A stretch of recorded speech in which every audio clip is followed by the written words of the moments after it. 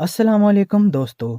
हज़रत अली रज़ी अल्लाह ताला अन्हा ने फरमाया, जब कोई औरत तुम्हारे सामने रो पड़े तो तुम्हारी मर्दानगी का तकाजा ये है कि इस बात को वहीं ख़त्म कर दो।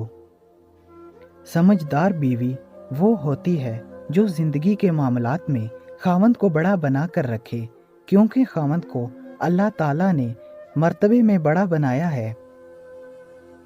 तुम्हारी औरतों में से सबसे बेहतरीन वो है जो अपने किरदार में पाक दामन और अपने शोहर को हद दर्जा पसंद करने वाली हो।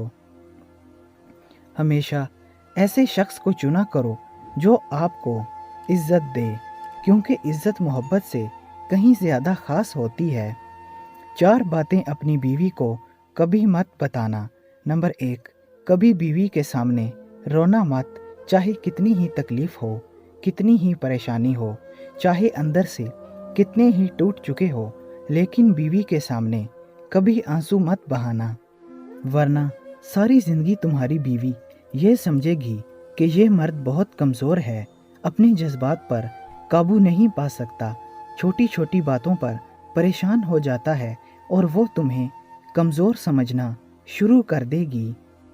नंबर 2, बीवी के सामने उसके घर वालों की बुराई कभी मत करना, क्योंकि एक औरत जब शादी करती है तो वो अपना घर छोड़ कर आती है, लेकिन अपने माँ बाप को कभी कोई नहीं छोड़ सकता। नंबर 3, औरत को कभी भी अपनी कमाई मत बताना, क्योंकि एक मर्द को ही पता होता है कि घर किस तरह चलाना है, सब खर्चे किस तरह पूरे करने हैं। हाँ, औरत को उसका खर्च ज़रूर दें, उसकी ज़रूरियात का ख्याल रखें। नंबर 4, अपनी बीवी के सामने कभी अपने घर वालों की बुराई मत करना, क्योंकि इस तरह तुम खुद इसकी नज़र में अपनी इज्जत ख़त्म कर दोगे। दुनिया का सबसे खूबसूरत पौधा मोहब्बत का होता है, जो ज़मीन में नहीं दिल में उगता है।